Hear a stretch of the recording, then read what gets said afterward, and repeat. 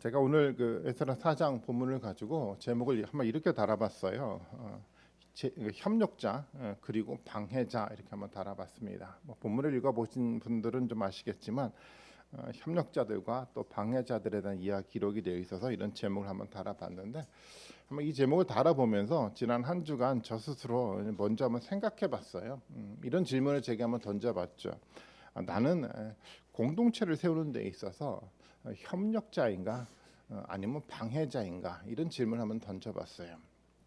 물론 저는 협력자로 있으려고 노력을 좀 하고 있어요. 그런데 저도 모르는 사이에 어느 순간 이 방해자가 돼 있더라고요. 언제 그런 방해자가 돼 있냐면 하나님이 보이지 않고 나만 보일 때 방해자가 되더라고요. 하나님이 아니라 내가 중요하다고 생각할 때, 하나님 말씀이 아니라 내 생각이 옳다라고 생각할 때, 그때 방해자가 되더라고요. 저뿐만 아니라 그래서 우리 모두가 한번 이 질문을 스스로에게 한번 던져봤으면 좋겠어요. 나는 공동체를 세우는 데 있어서 협력자인가 아니면 방해자인가? 말씀을 통해서 한번 우리 모습, 우리 마음을 한번 살펴보고서 정말 하나님, 내가 협력자로 서겠습니다라는 결단의 시간을 할 수 있는 그런 한 주가 됐으면 좋겠다라는 좀 마음을 갖고, 그리고 한번 설교를 준비해 봤습니다. 오늘 본문에, 에스라 본문에 등장하는 두 개의 그룹이 좀 있잖아요. 하나의 그룹은 바벨론 포로로 잡혀갔다 돌아온 포로 귀환자 이스라엘 백성들이 있었고, 또 한 그룹은 뭐냐면 포로로 잡혀갔던 사람이 아니라 그냥 이스라엘 땅 가운데 그냥 거하고 정착했던 또 하나의 그룹이 좀 있습니다. 포로에서 돌아왔던 사람들은 성전을 짓기로 결단을 하고 성전을 짓기 시작을 했고요. 이 소식을 누가 들었냐면 이 이스라엘 땅 가운데 정착했던 이스라엘 땅 사람들이 이것을 들었어요. 성전을 짓는다는 소리를 듣고 그 돌아왔던 사람들의 그 지도자들을 찾아가서 이렇게 이야기를 하죠. 우리들도 하나님을 섬기면서 줄곧 제사를 드려왔다라고 얘기를 하면서 우리도 성전 짓는 일에 협력하겠다라고 제안을 합니다. 어떻습니까? 사실 포로에서 돌아온 사람들은 일할 만한 충분히 많은 사람이 있지 않았고요. 충분히 많은 재물도 있지 않았어요. 그렇기 때문에 이렇게 돕겠다라는 제안이 들어왔을 때 당연히 받아들여야 한다라고 모든 사람들이 생각했을 거예요. 그런데 포로에서 돌아온 사람들은 그들의 제안을 거절해 버렸어요. 아니, 어떻습니까? 좀 이 거절이 여러분 이해가 되십니까? 오늘날 어떤 그 교회 건물을 지으려고 하는데 누가 교회에 찾아와서 많은 헌금을 하며 내가 이 교회 짓는 일에 돕겠다라고 제안을 하면 여러분 어떻게 반응하시겠습니까? 아마 저 같으면 이렇게 반응했을 것 같아요. 감사합니다 말하면서 그들의 제안을 쉽게 받아들였을 것 같아요. 근데 이스라엘 백성들은, 이스라엘 지도자들은 거절했어요. 왜 거절했을까? 이런 좋은 제안을 듣고.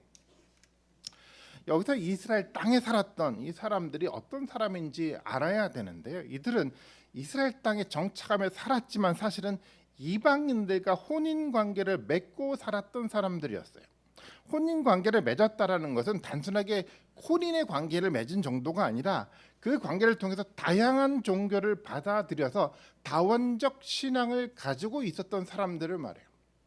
여호와 하나님도 믿고 있었지만 또 다른 이방 종교도 그냥 믿고 다원적인 신앙의 상태 속에 살았던 그들이었죠. 하나님을 섬기고 예배를 드려왔다고 그들이 사실은 이야기를 하지만 실제로 그 사람들은요, 하나님의 말씀을 붙들었던 순수한 신앙을 가졌던 사람들이 아니라 세상에 의해 영향을 받은 사람이에요. 세상의 가치관과 세상의 문화의 영향을 받고 그냥 세속화된 신앙을 갖고 예배를 드렸던 바로 그 사람들이었어요.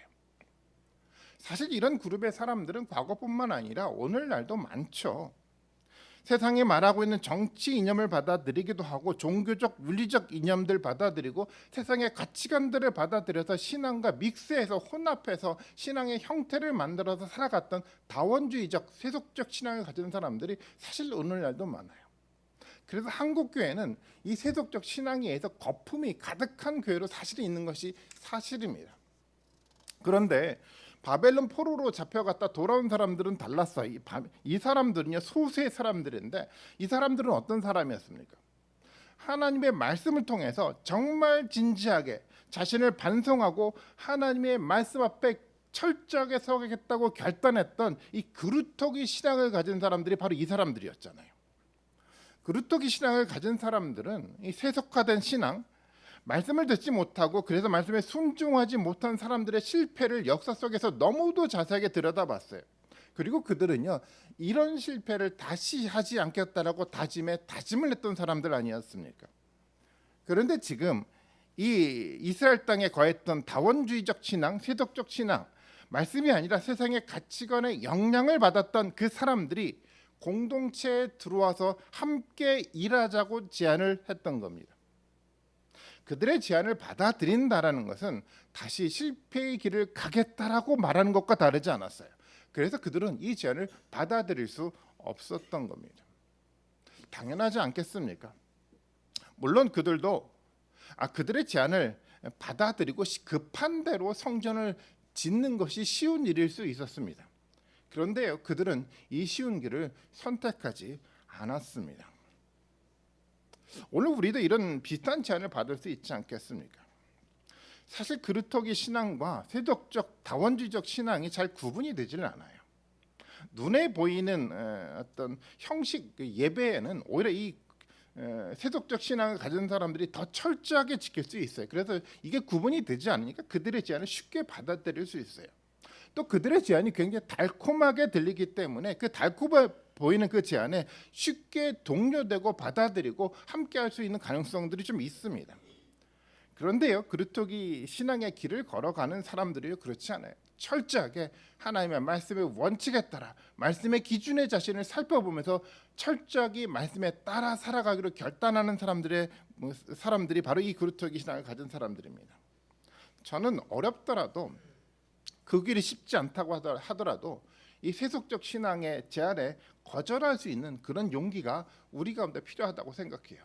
그 용기가 있어야지 사실은 건강한 하나님의 교회 공동체가 세워질 수가 있는 겁니다.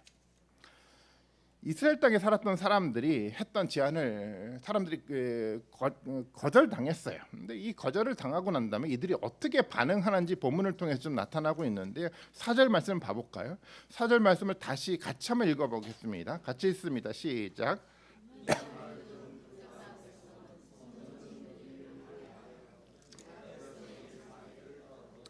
이 제안을 받았던 이 말을 들었던 그 백성들이 어떻게 변했습니까? 성전 짓는 일을 방해하기 시작했다라고 얘기를 해요.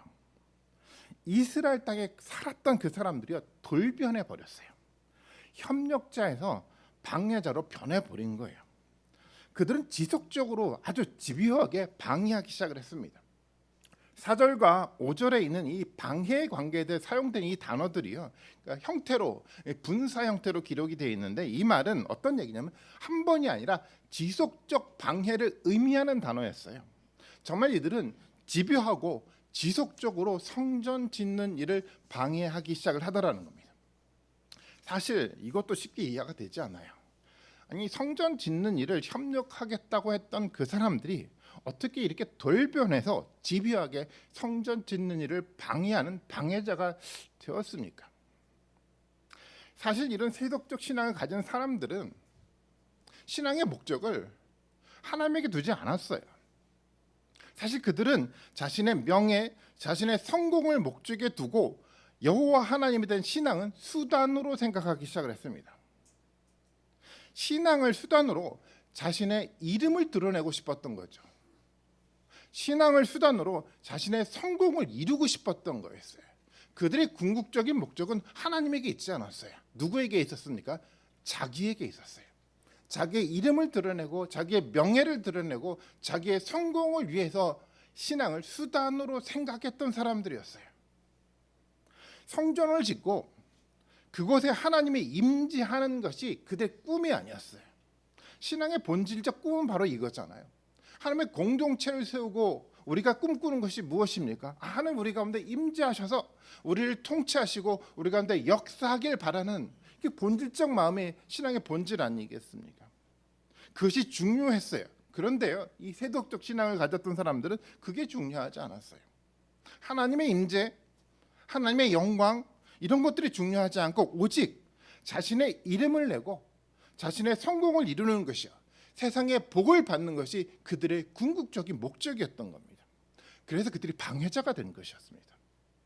자신의 이름을 내거나 이스라엘 땅에서 어떤 권력을 소유하지 못할 바에 차라리 방해해서 자신의 명예와 권력을 지키겠다라고 했던 것이 그들의 진짜 마음이었어요. 이 진짜 그들의 속마음이 본문을 통해서 드러난 것입니다. 과거 교회에서 우리 목회자들이 그런 생각을 할 때가 있었어요. 어떤 교회에서 한 담임 목사님은 이 부목사님들이 설교를 잘하는 것을 별로 원하지 않았어요. 설교를 잘해서 성도들의 은혜를 받고 이 부목사가 칭찬을 받으면 담임 목사는 그게 굉장히 싫었던 거였어요. 물론 대부분은 그렇지 않아요. 아주 일부분만 그랬다라는 이야기입니다. 성도들이 은혜를 받고 그래서 교회가 바르게 세워지면 사실 기뻐해야 되잖아요. 그렇지 않습니까? 그런데 싫어요. 왜 싫어합니까? 자신의 이름이, 자신의 명예가 부목사의 은혜로운 설교에 가려지는 것이 너무도 싫었던 거였어요. 왜 그렇습니까? 목회의 목적이 사실은 공동체를 세우는 것에 있지 않았고요. 자신의 이름을 드러내는 것에 목적을 두고 있었기 때문에 그래요. 공동체 가운데 하나님이 임재하는 영광을 목적에 둔 것이 아니라 자신의 개인의 목회적 성공의 목적을 두었기 때문에 그것이 싫었던 거였어요. 방해자들은요, 자신이 하는 일만에만 관심을 갖고 살아갑니다. 공동체가 무너지더라도 자신의 이름, 자신의 생각이 무너지는 것을 포기하지 않아요. 이것이 방해자들의 모습입니다. 내가 무너져도 공동체가 세워진다고 한다면 기뻐할 수 있어야 되죠. 당연한 것 아니겠습니까? 내가 드러나는 것을 기뻐하는 것이 아니라 예수 그리스도와 예수 그리스도의 말씀이 드러나는 것을 기뻐할 줄 알아야 돼요. 그것이 당연하지 않습니까? 이것이 그루터기 신앙을 가진 사람들의 모습인 겁니다.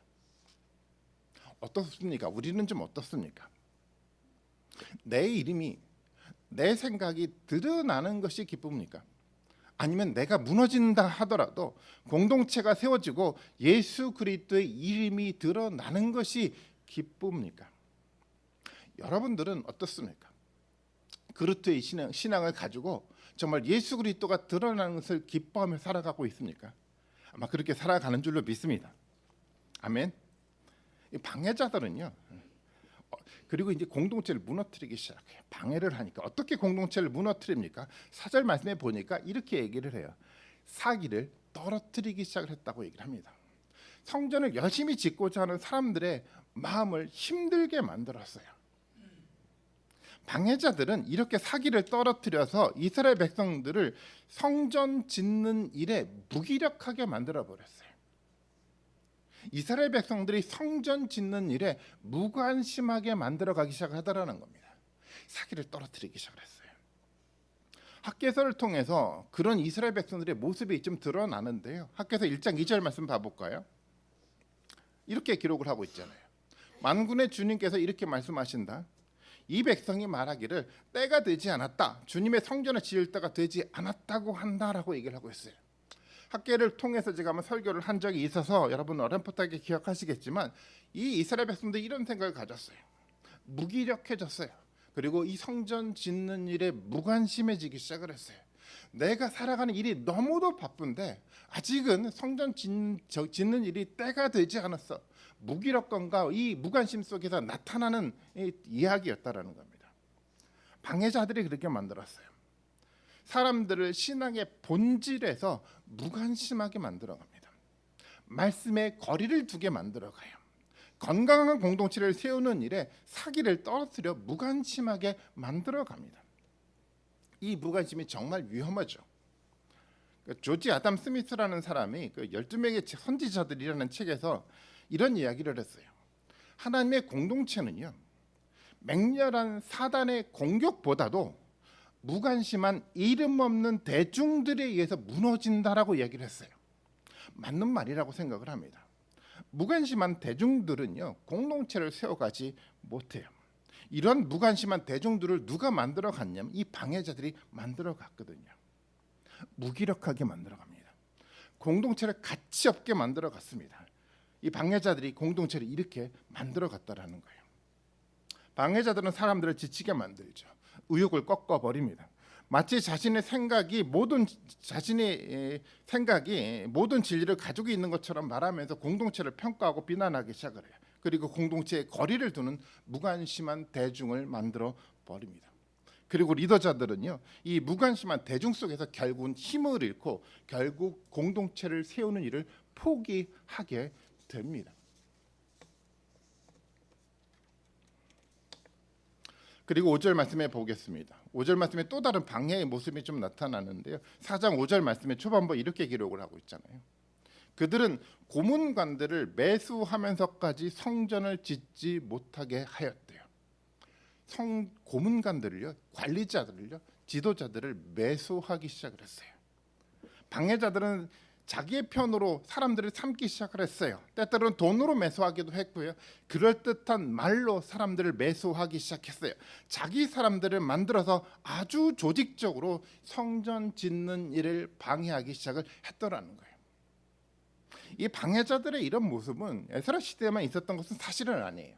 항상 이런 사람들이 역사 속에서 계속해서 반복해서 나타났습니다. 자기 편을 만들어서 조직적으로 공동체를 어렵게 만드는 사람들이 사실은 초대교회 공동체도 있었습니다. 고린도 교회가 그랬죠. 고린도전서 1장 11절과 12절 말씀 봐볼까요? 사도 바울은 이렇게 이야기를 합니다. 나의 형제 자매 여러분, 글로의 집 사람들이 여러분들의 소식을 전해 주어서 나는 여러분 가운데 분쟁이 있다는 것을 알게 되었어요. 분쟁이 있었습니다. 다름이 아니라 여러분들은 저마다 말하기를 나는 바울 편이다, 나는 아볼로 편이다, 나는 게바 편이다, 나는 그리스도 편이다 한다고 합니다라고 이야기를 하고 있어요. 고린도교의 성도들이 세상의 지혜를 가지고 사람을 중심으로, 사람들이 만든 당을 중심으로 공동체를 분열시키기 시작을 하더라는 거예요. 방해자들의 모습이 바로 그것 아니겠습니까? 사람을 매수하며 공동체를 분열시키기 시작해요. 공동체들이 지금 이스라엘 공동체는 한 마음과 한 뜻으로 성전을 지어가려고 하고 있는데요. 이 방해자들이 그 한 마음을 깨버리기 시작을 하더라는 거예요. 그렇게 한 마음이 깨질 때 공동체가 쉽게 무너지게 됩니다. 지난주에 한국 축구 국가대표팀에 대한 이야기가 뉴스로 많이 보도가 됐어요. 뭐 많이 아시겠지만 국가대표팀 내 질서가 깨졌잖아요. 한 마음이 팀이 되지 않았어요. 선배 후배 가운데 갈등이 만들어져 갔어요. 사실은 그 국가대표팀에 유능한 선수들이 너무도 많았는데도 불구하고 아무리 많은 유능한 선수가 있다고 하더라도 한 팀이 되지 않으니까, 한 마음이 되지 않으니까 그 경기에서 이길 수가 없었습니다. 방해자들이 이런 모습을 가지고 한 마음의 공동체를 분열시키고 깨버리지 않겠습니까? 이것이 지금 본문에 등장하고 있는 바로 이 방해자들의 모습이었어요. 깨버리고 싶었거든요. 분열시키고 싶었거든요. 한 마음의 이 공동체를 분열시키면서 회방하는 모습을 그들이 보여가기 시작을 했더라는 거예요. 그리고 세 번째로요. 그리고 그 방해자들은 페르시아의 왕들에게 그 글을 올려가지고 이스라엘 백성들이 성전 짓는 일을 왜곡해서 전달하기 시작을 했어요. 정치적 방해를 하고 있었다라는 거예요. 집요하죠. 에스라서 4장 6절에서 8절 말씀 봐볼까요? 이렇게 얘기를 좀 하고 있습니다. 아하수에로가 왕위에 올랐는데요. 대적들은 유다 주민과 예루살렘 주민을 고발하는 글을 올렸대요. 아닥사스 때에도 비슬람과 미드르닷과 다부엘과 그 밖의 동료 관리들이 페르시아의 아닥사드다 왕에게 글을 올렸습니다. 그 편지는 아람글로 적었고 번역이 되었다라고 얘기를 하고 있어요. 그다음에 세 번째예요. 르훔 사령관과 심세 서기관은 예루살렘 주민을 고발하는 상소문을 아닥사스 왕에게 썼다라고 얘기를 하고 있어요. 정말 집요하죠. 세 번에 걸쳐서 이스라엘 백성들을 고발하는 글을 페르시아 왕에게 전했어요. 정말 집요한 정치적 방해였습니다. 그들의 글은 정말 그럴듯하게 들려요. 그들은 이렇게 얘기를 합니다. 이제 본문 속에 사장 본문 속에 나와 있지만 제가 요약해서 말씀드리면 이런 이야기입니다. 만약 성전이 재건된다고 한다면 이스라엘 백성들은 페르시아에게 종을 바치지 않고 독립하려 할 것입니다라고 글을 썼어요. 그리고 그런 일들이 과거에도 계속해서 반복해서 일어났기 때문에 과거 기록을 살펴보라고 글을 만들어 왕에게 전했어요. 정말 그럴듯한 정치적 글이었죠. 사실 이스라엘 백성들은 어떤 정치적 목적을 갖고 있지 않았어요. 그들은요 정말 순수한 마음을 가지고 하나님의 임재할 성전을 지으려고 했어요. 그런데 이 방해자들은요 이것을 왜곡해서 페르시아의 통치에서 벗어나라는 독립운동이라고 왜곡해서 이스라엘 백성들에게 왜곡된 프레임을 씌워서 글을 만들어 페르시아 왕에게 전했던 거였어요. 방해자들의 이런 정치적 이야기는요 굉장히 그럴듯하게 들려요. 그래서 사람들은요 이런 정치적 글에 굉장히 혼돈스러워하기도 합니다. 이들은요 사람의 마음에 뭐가 있는지 알려고 하지 않아요. 이들은요 그냥 눈에 드러난 몇 가지 행동을 가지고 자기 생각으로 임의대로 해석해 왜곡된 이야기를 만들어가고 그 사람에게 프레임을 씌워서 비난하기 시작을 합니다. 이것은요 지금 세상의 정치가들이 하는 행동 아니겠습니까? 사람들은 그런 그럴듯한 이야기를 듣고 정확한 판단을 하지 못해요. 방해자들이 씌워가는 그 프레임으로 사람들을 왜곡해서 봅니다. 그러면서 당이 만들어지기 시작을 하는 거예요.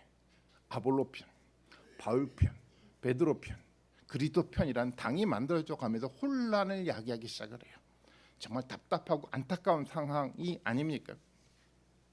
예전에 저도 영국에서 사역을 할 때 몇 번 이런 경험을 해본 적이 있어요. 저 스스로 바른 마음을 가지고 사역을 하다 보면 언젠가 이 바른 마음을 이해해 줄 거라고 생각하고 살아가면서 사역을 하려고 노력을 했어요. 근데 어떤 사람은 왜곡된 이야기를 만들어서 성도들 가운데 갈등을 만들어가기 시작을 하더라고요. 그 사람의 목적은 공동체를 세우는 것에 있지 않았어요. 자기를 중심으로 자기 사람들을 만드는 것에 있었어요. 이런 방해자들 때문에 한참 동안 이 공동체가 사실 많은 어려움을 겪기도 했었습니다. 물론 그것이 끝나기는 했지만요. 이런 집요한 방해로 공동체가 어려움에 빠지기 시작을 하더라는 겁니다. 그리고 오늘 본문에 보니까 마지막 이야기는요. 결국은 이 어려움에 빠졌던 공동체가 결국 성전 재건을 포기하게 됩니다. 20년 동안이나 성전 재건이 중단하게 됐어요. 안타깝죠. 그러면서 20년이라는 시간이 지나가니까 사람들은요 무기력감에 빠졌고요. 생전 짓는 일에 무관심해져 가기 시작했고요. 그 무기력감과 무관심한 상태 속에서 그냥 20년 동안을 살아가게 됐어요. 이 긴 시간 이렇게 방해자들에 의해서 공동체가 무너지는 경험을 이스라엘 백성들이 하게 되었다라는 거예요. 정말 안타까운 일 아니겠습니까? 이런 안타까운 일이 과거의 역사에서만 있지 않았어요. 사실 오늘날 우리에게도 있을 수 있습니다. 협력자처럼 교회에 찾아와서 방해자로 돌변해 공동체를 무너뜨리는 사람들이 있을 수 있어요. 이단들이 주로 그런 전략을 가지고 공동체에 들어오지 않습니까?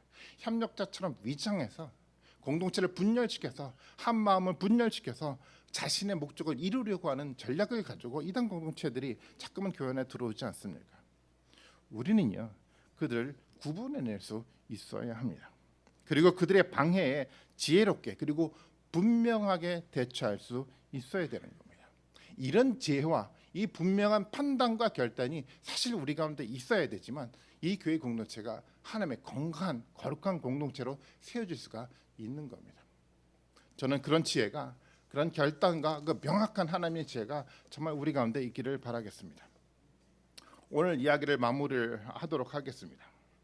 오늘 우리는 협력자의 모습으로 공동체를 세워가는 것에 방해하는 사람들에 대한 이야기를 살펴봤어요. 방해자들은요 공동체의 사기를 떨어뜨립니다. 방해자들은요 사람들을 자기 편으로 만들어서 공동체를 혼돈스럽게 만들어갑니다. 방해자들은 여러 가지 정치적 방법으로 왜곡해서 잘못된 프레임을 씌워서 비난하게 만들어갑니다. 사실 우리가 먼 이야기처럼 들릴 수 있어요.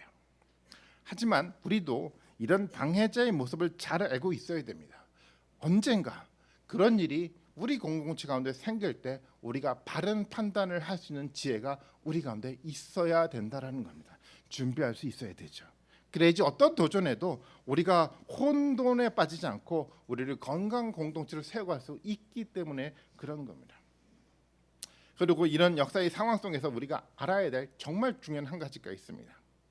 성전 재건이 중단됐지만 이 중단 또한 하나님의 공동체를 세워가고자 하는 하나님의 큰 그림 가운데 하나의 일부라는 사실을 우리는 기억할 수 있어야 돼요. 성전을 재건하고자 하는 하나님의 큰 그림은 변함이 없습니다. 사람들의 실수, 실패 때문에 일어나는 잠시의 중단에 있을 수 있지만 하나님의 거대한 그림 속에 하나님의 성전 재건은 중단되지 않아요. 끊임없이 역사 속에 실현되고 발전되어 가고 있다는 사실을 우리가 기억해 나가야 되는 겁니다.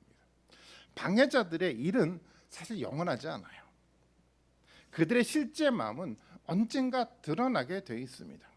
하나님이 모든 마음을 다 드러내요. 고린도 전서를 통해서 이야기를 했어요. 하나님의 때예요. 하나님은 모든 사람의 가장 깊은 마음의 동기까지 다 드러낸다라고 이야기를 했어요. 어떤 사람도 숨기지 못합니다. 그리고 그 상황을 통해서 혼돈과 또 중단의 상황과 또 실패의 상황을 통해서 오히려 하나님은 더 위대한 하나님의 역사를 만들어가는 그것이 바로 하나님의 관점이었습니다.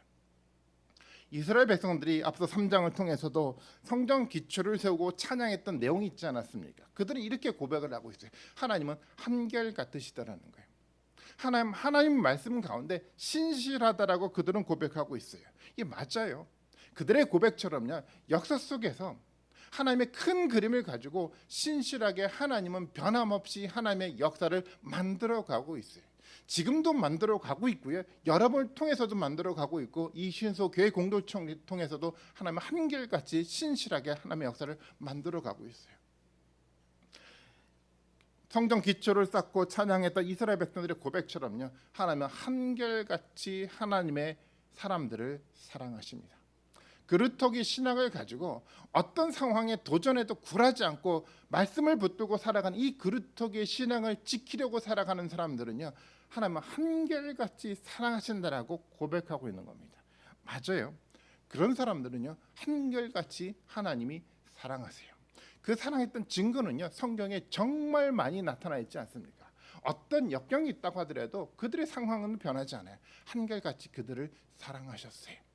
다윗의 인생을 한번 보십시오. 어떤 역경이 있었지만 그렇지 않아요. 하나님은 한결같이 그를 사랑하셨어요. 요한계시록을 통해서도 우리는 보아오지 않았습니까? 읽어보면 보입니다. 하나님은 한결같이 고통 속에 있는 이 그루터기 신앙 가진 사람들을 끝까지 지키시겠다고 천사를 보내서 끝까지 지키시겠다고 하나님이 약속하셨어요. 이 신실한 약속은 오늘날도 변하지 않습니다. 하나님의 역사는요, 한결같이 이루어져 갑니다. 성전 재건은요, 중단되지 않습니다. 예수 그리스도를 통해서 명확하게 드러났고요, 요한계시를 통해서 명확하게 드러났어요. 이 역사는 중단되지 않아요. 저는 이 역사들을 우리가 한번 들여다보면서 우리가 이 성전을 재건하고 하나님의 공동체를 세워가는 데 있어서 방해자가 아니라 협력자로 세워져 가기를 바라고 있어요. 협력자로 세워갈 때 하나님이 여러분들 앞에서, 세상 사람들 앞에서 여러분들을 가지고 칭찬을 하시는 겁니다. 여러분들에게 상을 베푸시겠다라고 약속을 하시는 거예요. 우리의 이름이 지금 드러나지 않아도 돼요. 우리의 생각이 지금 무너져도 괜찮습니다. 하나님의 영광만 드러나면 돼요. 하나님의 이름만 드러나면 됩니다. 그러면요, 마지막 때에 모든 것들을 드러내고 하나님은 여러분을 칭찬하실 겁니다. 시은수 교회가요, 이름이 드러나지 않아도 돼요. 혼돈 속에 있어도 괜찮습니다. 이 공동체가 그루터기 신앙을 가지고 흔들리지 않고 말씀을 붙들고 살아간다고 한다면 마지막 날에 이 시은수 공동체를 하나님은 칭찬하실 것입니다. 여러분, 그 약속을 믿고 살아가시는 여러분들이 되셨으면 좋겠어요. 우리 삶 속에 순간적인 실패는 있을 수 있습니다. 하지만 이 실패를 반복하지 마십시오. 다시 한번 하나님의 말씀 앞에 우리 모습을 견고하게 반성하고 되살펴보면서 정말 하나님의 견고한 말씀 앞에 세워져 가서 정말 하나님의 성전을 제거하고 하나님의 거룩한 건강한 공동체를 세워가는데 정말 협력자로 세워가시는 우리 모든 분들이 되시기를 주님의 이름으로 축원드리겠습니다.